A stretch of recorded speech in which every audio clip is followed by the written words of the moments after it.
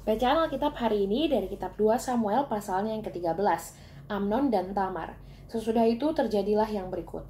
Absalom bin Daud mempunyai seorang adik perempuan yang cantik, namanya Tamar. Dan Amnon bin Daud jatuh cinta kepadanya. Hati Amnon sangat tergoda sehingga ia jatuh sakit karena Tamar. Saudaranya itu sebab anak perempuan itu masih perawan dan menurut anggapan Amnon mustahil untuk melakukan sesuatu terhadap dia. Amnon mempunyai seorang sahabat bernama Yonadab, anak Simea kakak Daud. Yonadab itu seorang yang sangat cerdik. Katanya kepada Amnon, "Hai anak raja, mengapakah engkau demikian merana setiap pagi? Tidakkah lebih baik engkau memberitahukannya kepadaku?"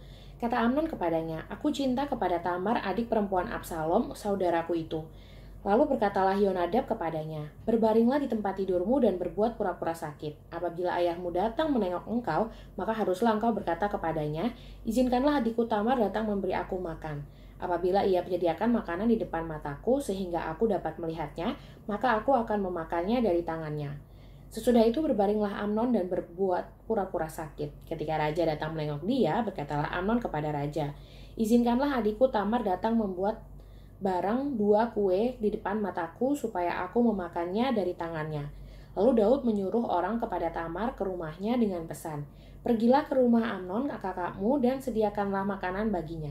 Maka Tamar pergi ke rumah Amnon kakaknya yang sedang berbaring-baring, lalu anak perempuan itu mengambil adonan, meremasnya dan membuat kue di depan matanya, kemudian dibakarnya kue utuh. Sesudah itu gadis itu mengambil kuali dan mengeluarkan isinya di depan Amnon, tapi ia tidak mau makan. Berkatalah Amnon, "Suruhlah setiap orang keluar meninggalkan aku." Lalu keluarlah setiap orang meninggalkan dia. Lalu berkatalah Amnon kepada Tamar, "Bawalah makanan itu ke dalam kamar supaya aku memakannya dari tanganmu."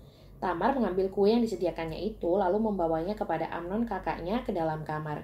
Ketika gadis itu menghidangkannya kepadanya supaya ia makan, dipegangnyalah gadis itu dan berkata kepadanya, "Marilah tidur dengan aku, adikku." Tetapi gadis itu berkata kepadanya, "Tidak kakakku, jangan perkosa aku, sebab orang tidak berlaku seperti itu di Israel. Janganlah berbuat noda seperti itu.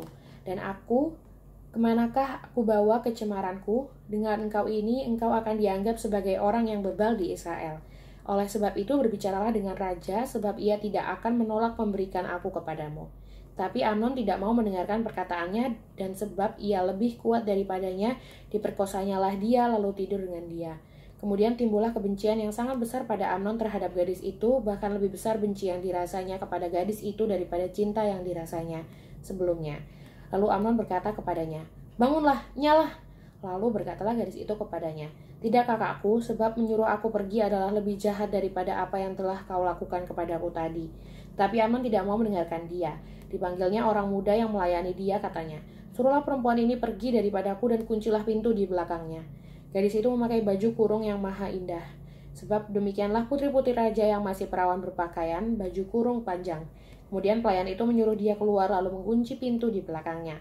Lalu Tamar menaruh abu di atas kepalanya, mengoyakkan baju kurung yang maha indah yang dipakainya, meletakkan tangannya di atas kepalanya dan pergilah ia sambil meratap dengan nyaring. Bertanyalah Absalom kakaknya kepadanya, "Apakah Amnon kakakmu itu bersetubuh dengan engkau? Maka sekarang adikku, diamlah saja, bukanlah ia kakakmu? Janganlah begitu memikirkan perkara itu." Lalu Tamar tinggal di rumah Absalom kakaknya itu seorang diri.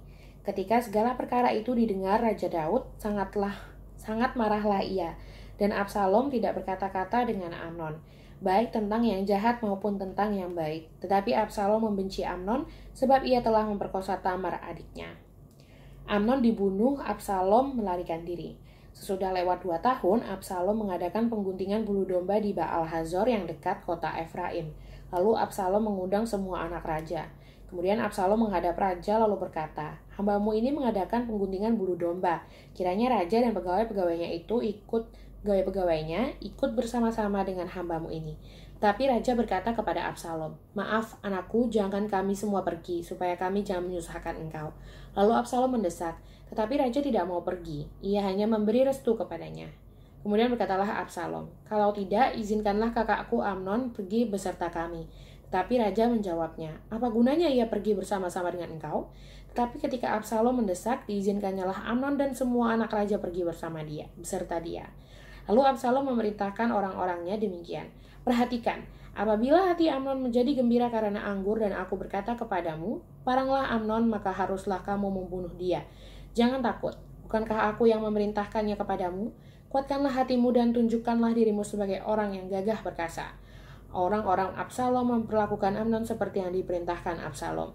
Lalu bangunlah semua anak raja itu, mereka menaiki bagalnya masing-masing dan melarikan diri.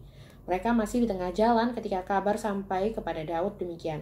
Absalom telah membunuh semua anak raja, tidak ada seorang pun dari mereka yang lolos. Lalu bangunlah raja, dikoyakkannya pakaiannya dan berbaring di lantai, dan semua pegawainya yang hadir padanya mengoyakkan pakaian mereka. Maka berbicaralah Yonadab, anak Simea, kakak Daud, katanya, janganlah tuanku menyangka bahwa semua orang muda anak-anak raja itu telah dibunuh. Hanya Amnon yang mati, sebab hal itu telah terlihat pada air muka Absalom sejak Amnon memperkosa Tamar adiknya. Jadi janganlah tuanku raja menaruh pikiran dalam hatinya bahwa semua anak raja itu sudah mati, sebab hanya Amnon yang mati. Absalom melarikan diri ketika orang yang berjaga-jaga melayangkan pandangannya. Maka terlihatlah olehnya sejumlah besar orang datang dari jurusan Horonaim sepanjang sisi pegunungan. Berkatalah Yonadab kepada raja, lihat anak-anak raja datang, benar seperti kata hambamu ini. Baru saja ia habis berkata, datanglah anak-anak raja itu. Mereka menangis dengan suara nyaring, juga raja dan semua pegawainya menangis dengan amat keras.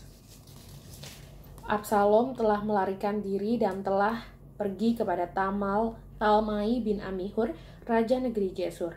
Dan Daud berduka cita berhari-hari lamanya karena anaknya itu. Absalom telah melarikan diri dan telah pergi ke Gesur. Ia tinggal di sana 3 tahun lamanya. Lalu raja tidak lagi marah terhadap Absalom sebab kesedihan hatinya karena kematian Amnon telah surut.